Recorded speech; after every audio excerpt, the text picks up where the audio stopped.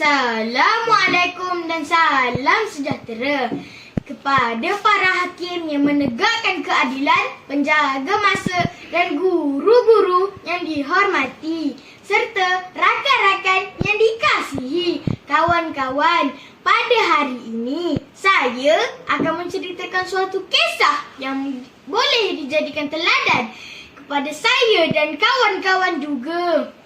Tajuk cerita saya ialah Anakku Wiranegara. Seusia Dina 7 tahun dan mula bersekolah, ayah tidak pernah lupa untuk menghantar Dina ke sekolah menaiki motosikal. Satu-satunya motosikal yang mereka ada, motosikal itulah yang dibawa untuk pergi bekerja. Motosikal itulah yang diheret untuk membeli barang keperluan. Dan motosikal itu jugalah yang menjadi kuda tunggangan membawa Dina ke sekolah. Itulah rutin harian seorang lelaki bergelar ayah setelah kematian isteri tercinta 3 tahun lalu kerana kanser paru-paru. Jam menunjukkan pukul 1:30 hari. Dina sudah berlari-lari menuju ke pintu pagar sekolah. Kebiasaannya, ayah sudah ada menunggu di tepi pagar. Namun, kelibat ayah masih tiada. Hujan pula renyai membasahi bumi. Dina merasa resah kerana ayahnya belum muncul. Selepas hampir sejam menunggu, Cikgu Hayati datang menghampiri Dina. "Dina, jom ikut cikgu ke hospital." "Mengapa, cikgu?" balas Dina kehairanan. Hatinya berdebar-debar. Cikgu Hayati membawa Dina ke hospital. Apabila tiba di wad, Dina amat terkejut melihat ayahnya terbaring di atas katil. "Ayah!" jerit Dina sambil berlari ke arah ayahnya. Ayah Dina mengalami kemalangan semasa dalam perjalanan menjemput Dina pulang dari sekolah. Menurut saksi di tempat kejadian, kuih karipap bertaburan di atas jalan.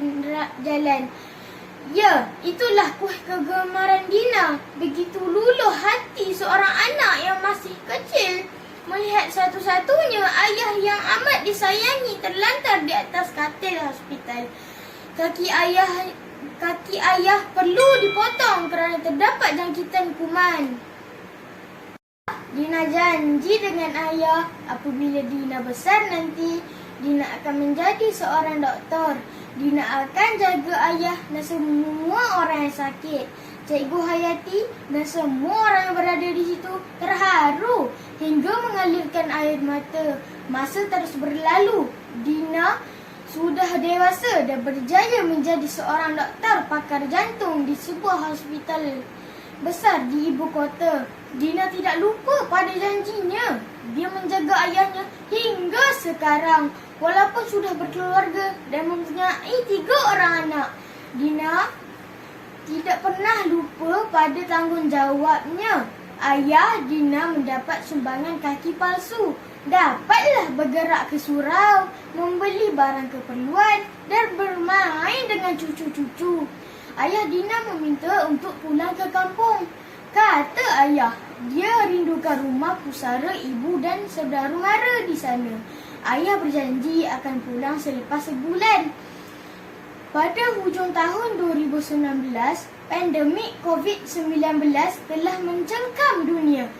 Musuh yang tidak pernah siapa nampak. Dina berkorban seluruh jiwa dan raga untuk menjaga kesihatan dan nyawa orang lain.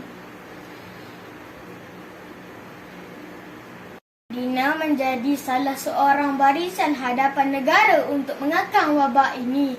Sejak seminggu, ayah Dina demam dan kadang-kala sesak nafas. Dina tidak menunggu lebih lama lagi dan terus ke kampung yang tidak jauh dari rumah mereka. Lengkap dengan pakaian PPE, Dina sendiri membuat ujian pengesahan COVID-19. Lebih meruntun hati Dina, keputusan ujian adalah positif. Ayahnya telah dijangkiti virus COVID-19, perkara yang amat ditakuti oleh semua orang di luar sana. Ayah semakin hari semakin tenat. Ayah hanya mampu bergantung kepada bantuan oksigen. Ayah reda ya semua keputusan dan persetujuan yang Dina tanda tangani? Soal Dina. Ya Dina, terima kasih kerana telah menjaga Abah selama ini. Terima kasih juga kerana menjadi barisan hadapan negara dengan berkorban segalanya. Teruskan berbakti dan membantu orang lain. Wahai anakku, wira negara, kata ayah sambil tercungap-cungap kerana tidak mempunyai nafas yang cukup untuk berbual panjang. Keadaan menjadi lebih sayu apabila Dina sendiri yang menolak katil ayahnya masuk ke dalam ICU. Ayah mula tercungap-cungap hingga terpaksa menjalani rawatan intubasi dan selepas sejam jantung ayah terhenti. Sebelum sedar semula, sebaik diberi bantuan pernafasan kecemasan CPR selama 15 minit, tapi keadaan sama berlaku. Jantung ayah terhenti lagi. Kini ayah telah pergi meninggalkan Dina. Dina reda dan berlapang dada menerima pemergian ayahnya yang tercinta. Di sebalik kesedihan, pemergian ayahnya akan menjadi titik tolak untuk Dina terus memberi kesedaran kepada masyarakat mengenai bahaya COVID-19. Dari kepentingan mengambil suntikan vaksin serta mematuhi prosedur operasi standard SOP. Kawan-kawan, pesanan saya, amalkan tahap kebersihan diri dengan kerap mencuci tangan, amalkan penjarakan sosial, penjarakan fizikal dan pakai pelitup muka. Duduk di rumah jika tiada urusan penting. Sama-sama kita perangi COVID-19. Tanda pagar, kita mesti menang. Sekian, terima kasih.